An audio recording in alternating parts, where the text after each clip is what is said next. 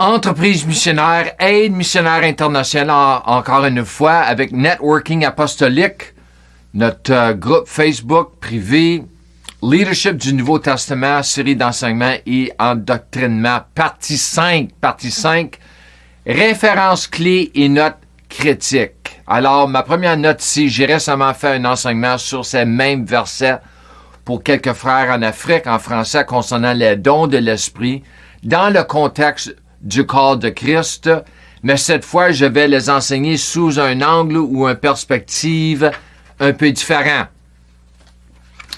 Ma note ici, il y a beaucoup de choses que nous pouvons enseigner différemment, mais pas contrairement. Différence, quand il s'agit de la parole écrite de Dieu, quelque chose qui travaille à l'intérieur de moi à cause des années de prière, d'études, de recherche, d'écriture.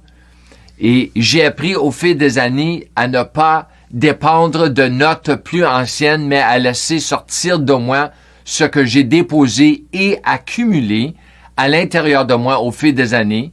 Mais finalement, toutes ces notes seront prises ensemble et mises en sous forme de livres, d'émissions de télévision, de radio, etc.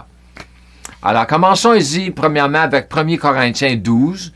Aujourd'hui, nous allons voir le chapitre, regardez au chapitre 12, commençant avec verset 1, ensuite nous allons aller à 4 à 30.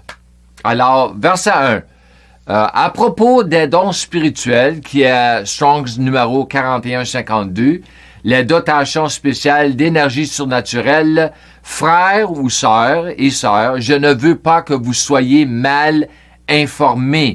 Ça, c'est Strong's numéro 50. Alors, regardons à Strong's numéro 4152, c'est le mot pneumatikos. Pneumatikos, spirituel, traduit spirituel. Pneumatikos, un adjectif dérivé de 41-51. Nous avons le mot pneuma, le mot grec, pour le mot traduit en français esprit, concernant le Saint-Esprit aussi, ainsi que les mauvais esprits, y compris l'esprit humain. Alors, le mot spirituel concernant le domaine de l'esprit, c'est-à-dire la sphère invisible dans laquelle le Saint-Esprit opère, ainsi que les démons, et aussi les anges. Remarque, dans ce contexte ici, l'apôtre Paul parle des dons et des opérations de l'Esprit dans le corps du Christ, mais ce mot grec, pneumatikos, a toutes sortes d'utilisations dans le Nouveau Testament, en particulier lorsqu'il s'agit du domaine de l'esprit ou le domaine invisible, où les esprits, aussi bien que l'esprit, habitent et fonctionnent en tant qu'un professeur. Je suis un docteur, j'enseigne la parole. J'aime vraiment élaborer sur ces choses en entrant dans de grands détails quand cela est nécessaire, ce qui m'apporte une grande compréhension afin que je puisse appliquer ces choses à ma marche avec Dieu. Remarque, même lorsqu'il s'agit de tout ce domaine des signes, les miracles et merveilles, etc., tout ceux-ci sortent du domaine spirituel, invisible, et se manifestent dans le domaine visible pour que nous puissions tous en faire l'expérience, envahissant le visible et domaine visible naturel. C'est exactement ce que Jésus a fait, ainsi que de nombreux des premiers disciples, dont nous devons en faire autant en tant que son corps sur la terre. C'est pour nous aussi aujourd'hui, l'Église. Remarque, beaucoup de remarques aujourd'hui. Je ne peux pas voir moi-même les démons, en général, dans le domaine spirituel. Mais le Saint-Esprit le peut, et c'est pourquoi il est le seul à pouvoir les chasser des gens. Mettez-le de cette façon. Les mauvais esprits et le Saint-Esprit peuvent se voir parce qu'ils se sont tous les deux dans le même domaine, c'est-à-dire le domaine spirituel et invisible. Et la même chose s'applique aux anges déçus ainsi qu'aux anges de Dieu. Ce sont tous des êtres spirituels, signifiant des êtres invisibles pour nous qui sommes des êtres visibles. Bien sûr, le Seigneur pourrait parfois nous ouvrir le domaine invisible, ce qu'il fait et a fait avec moi, pas souvent, mais il le fait quand même. Encore ma prochaine remarque. Même lorsqu'il s'agit de chasser un démon, oui, nous avons reçu l'autorité et le pouvoir de le faire, mais c'est l'Esprit Saint qui doit chasser ce démon et non pas moi, car il est dans la même sphère que ce démon réside, même à l'intérieur d'un être humain. Même Jésus lui-même a admis qu'il chassait les démons par le Saint-Esprit. Alors, remarque encore, Jésus a marché sur l'eau, mais l'apôtre Pierre a fait de même, donc nous pouvons aussi, à l'occasion, être pleins de foi et conduits par l'Esprit à le faire. Il en va de même pour transformer l'eau en vin et nourrir des milliers de personnes avec de la nourriture, comme Jésus l'a fait, et bien plus encore. Tout cela à cause de ce mot « pneumatikos ». Il y a des années, je ne croyais pas à tout cela, mais maintenant je crois. Tout cela a à voir avec la marche de la foi, la vue par rapport à la marche de la foi. Les signes, les miracles, les merveilles, les prodiges sont tout autant pour aujourd'hui qu'ils l'étaient pendant les jours de Jésus et des premiers disciples.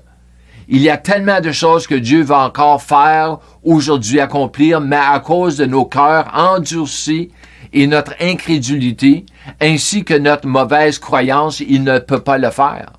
Cela demandera beaucoup de renouvellement de notre intelligence, et ça fait partie de la Réformation. Encore une note. La traduction de Green concernant le premier verset que nous avons regardé, là, avec le mot spirituel, les dons spirituels, pneumatikos, contient les affaires, la matière spirituelle. Lui, c'est comme ça qu'il traduit le mot les dons spirituels. Les affaires ou les matières spirituelles que j'aime. C'est une bonne traduction, j'aime ça. La Bible amplifiée ainsi que de nombreuses autres traductions sont quelque peu trompeuses avec le mot « don », avec le mot « don spirituel », même si les traducteurs comme la New King James, qui est basée sur le texte majoritaire, se sont mis en quatre pour mettre en italique le mot « don », signifiant qu'il n'y a nulle part où être trouvé dans le texte grec, mais c'est sous-entendu, c'est sûr. Moi, je traduirais cela par les choses, les opérations et les fonctions de l'esprit dans ce contexte que Paul parle dans 1 Corinthiens 12. Encore une note, nous avons besoin de savoir comment l'esprit se déplace et opère parfois, mais nous devons également savoir comment les démons se déplacent et opèrent aussi. Encore une autre remarque, nous devons lire tout le chapitre de 1 Corinthiens 2 concernant le Saint-Esprit qui doit devenir un enseignement complet en soi. L'enseignant en contexte avec tout le reste, bien sûr, c'est un chapitre énorme qu'il ne faut pas négliger. Alors, regardons le prochain mot que nous avons vu dans verset 1. C'est le mot mal informé ou ignorant. C'est Strong's numéro 50. La définition, c'est être ignorant, ne pas savoir, ignorer une personne, une chose ou un fait, ignorer une personne ou ignorer une chose ou un fait, parfois avec l'idée d'une ignorance volontaire, ça se peut-tu? Ma remarque ici, l'ignorance volontaire est très dangereuse pour l'incroyant comme pour le croyant parce que la croix ne concerne pas seulement notre salut, mais a aussi à avoir avec le fait de faire connaître à nouveau la volonté et la connaissance de Dieu sur la terre. Beaucoup ne veulent pas entendre parler de Jésus. Et il en va de même pour ceux qui ne veulent pas entendre parler des dons de l'Esprit. Et bien plus encore, tout cela travaille contre eux et pas pour eux. Remarque, imaginez si nous vivions comme des païens toujours sous l'Ancien Testament et non sous la dispensation de la grâce. Je dirais que la plupart des chrétiens sont vraiment stupides en prenant pour acquis ce que Dieu a fait pour nous à travers la croix, rendant disponible la nouvelle création, le Nouveau Testament. Remarque, il n'y a absolument aucune place ni aucune excuse pour l'ignorance concernant le royaume de Dieu, la nouvelle création, quand il s'agit de ceux qui prétendent être nés de Dieu, parce que tout ce que Dieu fait et accomplit est basé sur sa connaissance divine. Vous pouvez lire plus tard Colossiens 1, 9 à 10, concernant les réalités de son royaume, qui est un royaume invisible, ainsi que les réalités de la nouvelle création, dont nous faisons partie une fois que nous sommes nés de l'Esprit. Vous ne pouvez pas et ne fonctionnerez jamais dans son royaume en dehors de la connaissance ou la révélation divine qui commence par sa parole, la Sainte Bible.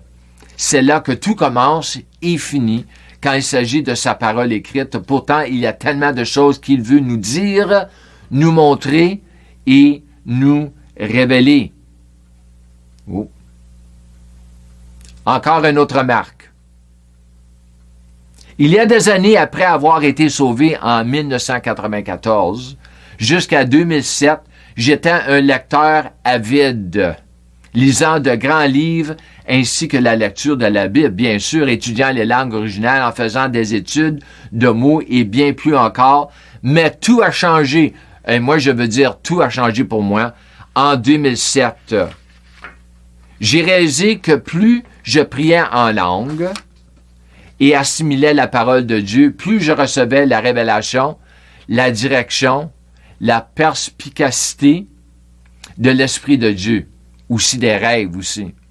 Dieu essaie de nous faire comprendre beaucoup de choses, mais parce que nous ne sommes pas dans sa parole comme nous devrions l'être, il ne peut pas nous faire comprendre ces choses, surtout quand il s'agit de notre appel dans son royaume. Tout, comme dans la connaissance et la révélation divine, la compréhension spirituelle et bien plus encore doit provenir de sa parole, et pas des livres. Remarque encore, j'ai commencé à entendre et à voir des choses de Dieu que je n'aurais jamais cru possible de connaître et d'entendre, et plus je recevais de lui, plus je voulais recevoir de lui, dans lequel je n'ai rien perdu protégeant tout cela, concernant la faim, avoir faim, avoir une soif. Alors, comme je prenais le temps de semer sa parole dans mon cœur, l'Esprit était libre d'ouvrir et d'élaborer sur ce que j'avais mis dans mon cœur, parce que c'est sa parole donnée comme une semence. Et c'est pourquoi je suis si catégorique quand il s'agit des paroles du semeur, priant beaucoup en langue, le jeûne. Remarque, le monde de l'Église, les églises charismatiques, paroles de foi, évangéliques, non confessionnelles et tout le reste entre ceci, est plein de toutes sortes de connaissances. Nous avons toutes sortes de connaissances aujourd'hui, mais nous avons très peu de sa connaissance divine concernant la vérité. 1 Timothée 2,4, nous allons le regarder prochainement. Et même une fois que vous aurez acquis une partie de sa connaissance divine, vous devrez faire ce qu'il faut pour y croire, afin d'y marcher et afin pour que Dieu l'exécute pour vous. La foi de Dieu qui est basée sur la connaissance de Dieu n'est pas seulement croire ce que Dieu croit, non, mais savoir ce que Dieu sait, déjà être vrai. Il nous a dit de connaître et de croire dans sa parole écrite, ainsi qu'à travers la connaissance de la révélation, ou par révélation, je devrais dire. Remarque, il y a toujours quelqu'un à la télévision ou à la radio, etc., qui écrit des livres, organise des conférences, qui a quelque chose à dire concernant Dieu. Il n'y a pas de fin à cela. Mais la plupart du temps, c'est faux. Mais ils semblent avoir raison. Ils sont tellement convaincus. Et ils gagnent de l'argent avec tout cela. Beaucoup d'argent. La plupart de leurs connaissances sont basées sur la connaissance humaine ou la connaissance charnelle, et non sur la connaissance spirituelle de l'Esprit de Dieu. L'homme charnel a sa propre sorte de foi, qui est contraire à la foi de l'homme spirituel. Grande différence, qui est basée sur la parole et la foi de Dieu. Et nous allons voir cela dans 1 Corinthiens, chapitre 2. Vous pouvez le lire même pour vous-même, mais je vais faire un enseignement sur cela. Alors, regardons à 1 Timothée 2,4, que Dieu souhaite que tous les hommes et femmes, soient sauvés et de plus en plus perçoivent, reconnaissent, discernent et connaissent précisément et correctement la vérité divine. Alors, c'est la volonté parfaite de Dieu.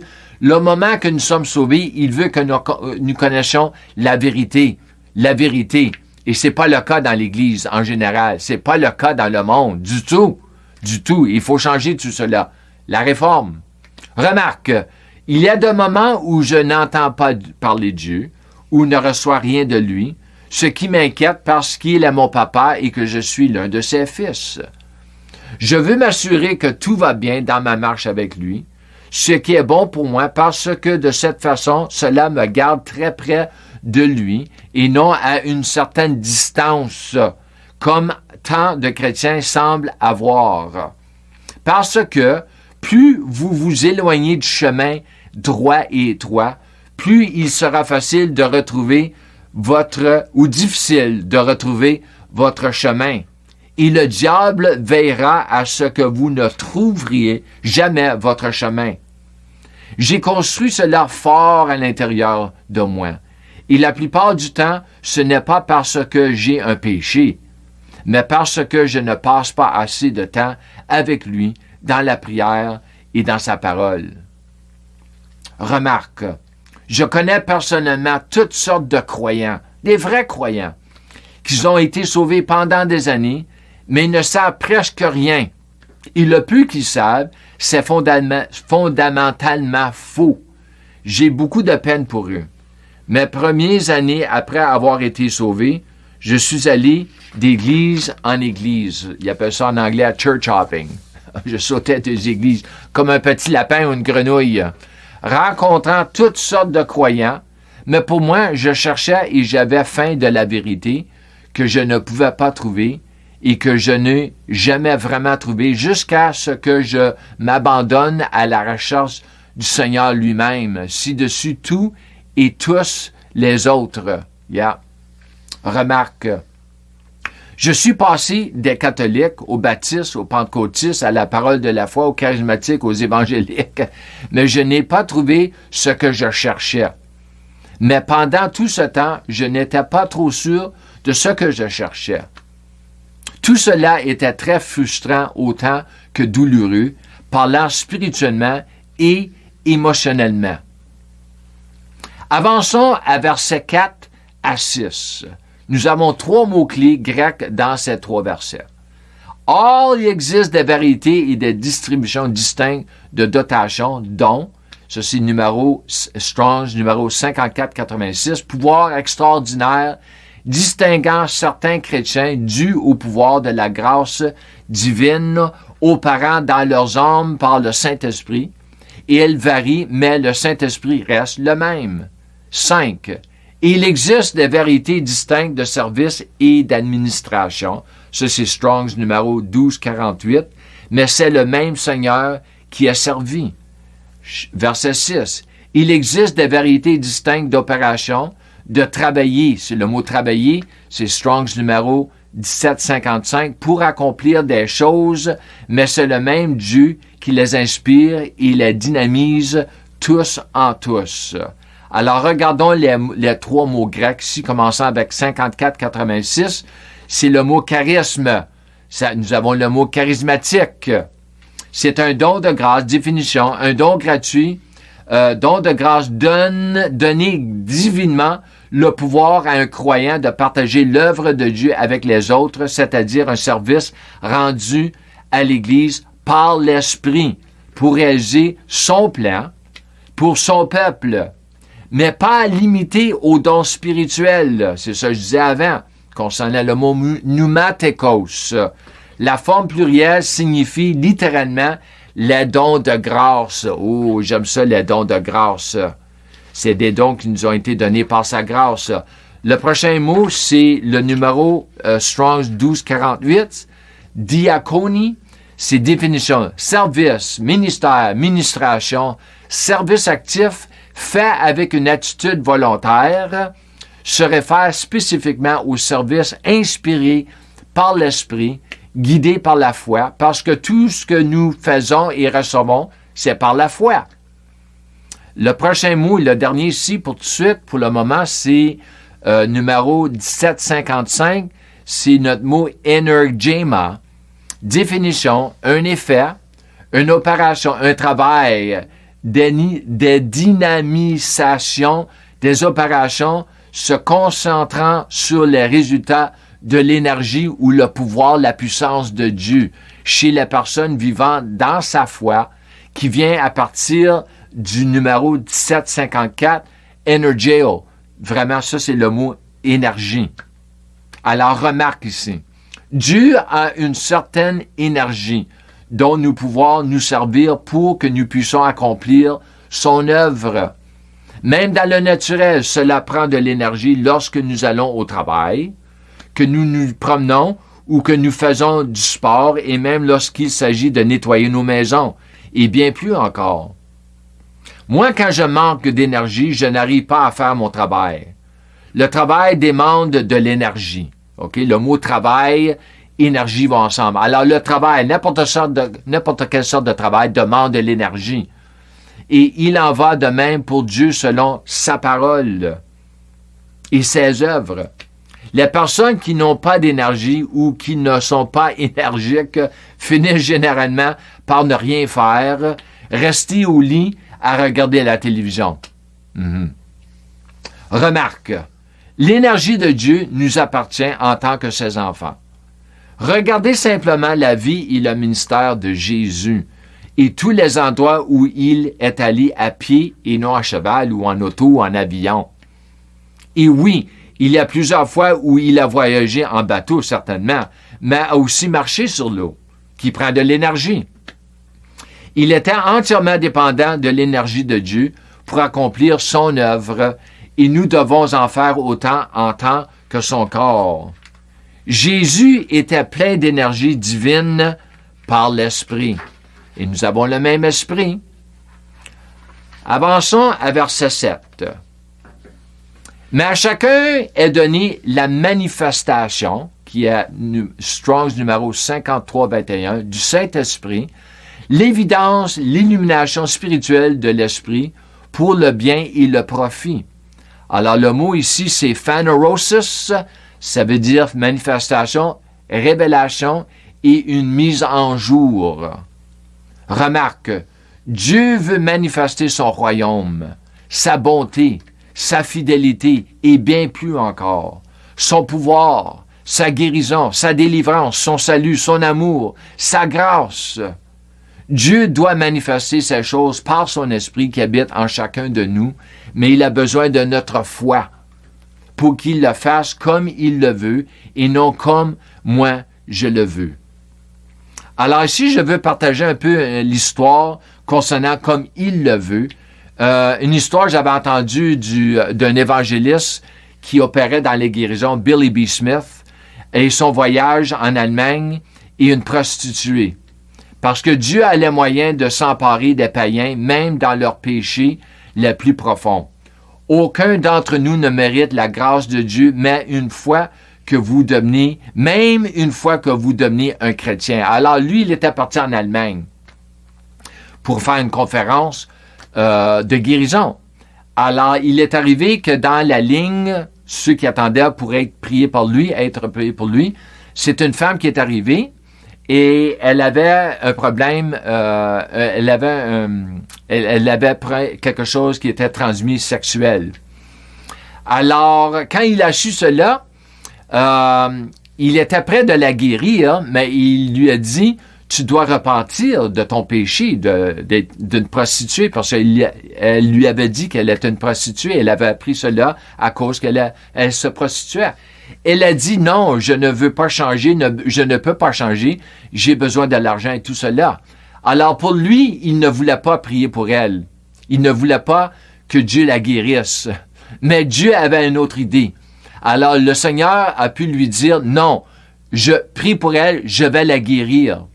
Alors il a prié pour elle, Dieu l'a guérie, mais d'après l'histoire, Dieu s'est servi de cette guérison-là pour vraiment prendre son attention. Éventuellement, on a su qu'elle s'est tournée au Seigneur à cause de cela. Il faut faire attention. Alors, avançons au verset 8 à 10. Les 3 versets suivants, 8 à 10, nous donnent une liste des dons donnés par l'Esprit à mettre en œuvre par l'Esprit à travers de notre foi. Tout est fait par la foi. Verset 8. À l'un est donné dans et par le Saint-Esprit le pouvoir de parler un message de sagesse, à un autre le pouvoir d'exprimer une parole de connaissance et de compréhension selon le même esprit. 9. À un autre la foi qui fait des merveilles. Par le même Saint-Esprit, à un autre le pouvoir extraordinaire de guérison par un seul esprit. 10. À un autre l'accomplissement des miracles. À un autre l'aperçu prophétique, le don d'interpréter la volonté et le dessein divin. À un autre la capacité de discerner et de distinguer entre les paroles de vrais esprits et les faux. À un autre divers types de langues inconnues. À un autre la capacité d'interpréter de telles langues. Verset 11. Tout cela, dont les dons, réalisations, capacités sont inspirés et réalisés par un seul et même Saint-Esprit qui distribue à chaque personne individuellement exactement comme il choisit. Remarque, tout cela signifie tout ce que nous venons de voir jusqu'à présent, le tout par le même esprit qui habite chaque membre du corps de Christ. Alors là, nous allons regarder du verset 12 jusqu'au verset 26. L'apôtre Paul entre dans de grands détails montrant la grande similitude entre le corps humain et le corps de Christ, l'Église. La plupart des versets ici se référant au corps humain. Commençons avec 12. Car, de même que le corps humain est une unité et pourtant a plusieurs parties et que toutes les parties, bien que nombreuses, ne forment seulement qu'un seul corps, ainsi en est-il de Christ, son corps. Car par l'action personnelle du Saint-Esprit, nous étions tous juifs ou grecs, esclaves ou libres, baptisés par le baptême, réunis en un seul corps, qui parle du corps du Christ, et tous abreuvés d'un Saint-Esprit. Car le corps humain, ne consiste pas en un seul membre ou organe, mais en plusieurs. Si le pied disait « Parce que je ne suis pas la main, je n'appartiens pas au corps », ne serait-il donc pas une partie du corps? Si l'oreille disant « Parce que je ne suis pas l'œil, je n'appartiens pas au corps », ne sera-ce donc pas une partie du corps, le corps humain?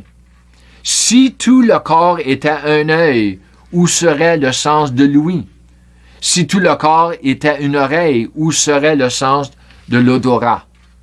Mais, en l'état, Dieu a placé et arrangé les membres dans le corps, les organes dans le corps humain, chacun en particulier d'entre deux, exactement comme il a souhaité et jugé bon et avec la meilleure adaptation. Avançons à versets 19 à 26. Mais si le tout n'était qu'un seul organe, où serait le corps humain? Maintenant, il y a certainement plusieurs membres et organes, mais un seul corps. Et l'œil ne peut pas dire à la main, « Je n'ai pas besoin de toi », ni de la tête aux pieds, « Je n'ai pas besoin de toi ». Mais, au lieu de cela, il y a une nécessité absolue pour que les parties du corps qui sont considérées comme les plus faibles, et ces parties du corps humain, que nous considérons plus ignobles sont les parties mêmes que nous investions avec un honneur supplémentaire. Et nos parties inconvenantes et celles impropres à l'exposition sont traitées avec convenance, pudeur et décorum. Ce que nos pièces les plus présentables n'exigent pas.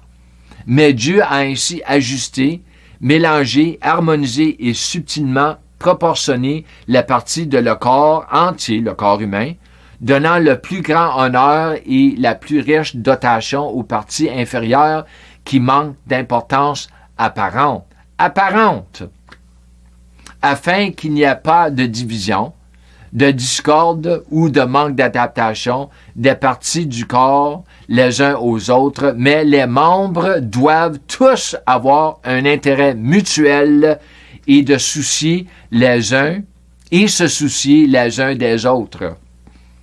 Et si un membre souffre, toutes les parties partagent la souffrance. Si un membre est honoré, tous les membres en partagent la jouissance. Alors, concernant verset 27, voici ce seul verset, l'apôtre Paul dirige tout son point sur ce qu'il vient d'élaborer dans les versets 12 à 26 concernant le corps humain et le corps du Christ. Maintenant, vous, collectivement, vous, les croyants, êtes le corps de Christ et individuellement, vous en êtes membres. Chacun individuellement et distinctement, chacun avec sa propre place et fonction. Remarque, chaque personne qui est née de Dieu fait littéralement partie du corps de Christ, mais pas physiquement. Même si nous avons des corps physiques, mais Dieu ainsi que Jésus nous voit comme tels et nous devons faire de même, ce qui prendra beaucoup de temps au renouvellement de l'intelligence. Remarque, nous n'avons pas le corps physique exact de Jésus que Jésus avait lorsqu'il était ici sur la terre. Oh, j'aimerais cela. Mais sa santé et sa force nous appartiennent en tant que son corps. C'est un grand mystère qui demande beaucoup de révélation. Chaque partie de notre corps physique a le droit d'être dans la même condition que celle dans laquelle Jésus marchait et qui est disponible grâce à la guérison divine et à la santé divine. Tout cela par la foi. Nous avons besoin d'un corps sain pour marcher autour de cette terre ainsi que pour accomplir le travail que Dieu nous a donné dans son royaume. Voyager, tout cela, ça prend un bon corps, ça prend de l'énergie, ça prend une bonne santé robuste. Je le sais, moi. Et j'ai pas voyagé tant que ça, mais quand j'ai voyagé, j'ai vu la différence. C'est pour ça que je n'ai pas jeûné dans mon voyage. Ça me prenait de l'énergie. Remarque, j'avais entendu il y a des années une équipe de scientifiques de haut niveau admettre que même s'ils pouvaient créer un corps humain, mais ils ne peuvent pas, ce qu'ils admettant être impossible, cela coûterait des milliards juste pour en faire un seul corps. Pourtant, Dieu a créé le premier corps humain à partir de la poussière du sol, dans Genèse. J'aurais dû mettre la référence. Avez-vous déjà essayé de créer un corps humain à partir de la poussière du sol? N'essayez même pas. Tu vas perdre ton temps et avoir l'air très stupide. Verset 28. Ce verset 28 unique est très similaire à ce que l'apôtre Paul avait déjà élaboré dans Éphésiens 4:11. Lisons verset 28. Ainsi Dieu en a nommé dans l'Église pour son propre usage. D'abord des apôtres, second des prophètes, troisièmement des enseignants, puis les faiseurs de miracles, puis ceux qui ont la capacité de guérir les malades. Aides, administrateurs, locuteurs dans différentes langues inconnues. Avançons versets 29 et 30. Nous allons finir l'enseignement ici. Tous sont-ils des apôtres? Tous sont-ils des prophètes? Est-ce que tous les enseignants? Tous ont-ils le pouvoir de faire des miracles? 30. Est-ce que tous possèdent des pouvoirs de guérison extraordinaires? Tous parlent-ils en langue? Parlant des langues avec les interprétations, pas les langues en 1 Corinthiens 14. Est-ce que tous interprètent? Ma remarque, une fois de plus, la réponse est non. À cause de ce que l'apôtre Paul venait d'élaborer en grand détail dans tout ce chapitre concernant un seul corps, mais de nombreux membres avec de nombreux dons et fonctions différents. Et c'est la seule façon d'accomplir le travail que Dieu nous donne à accomplir. Et c'est une autre raison pour laquelle je crois que nous aurons des conférences massives pour les dirigeants de l'Église ainsi que des campagnes d'évangélisation pour atteindre les masses. Alors, comme je finis toujours tous mes enseignements, je vous encourage de marcher dans la plénitude de la grâce et de la foi de Dieu. Shalom et Amen.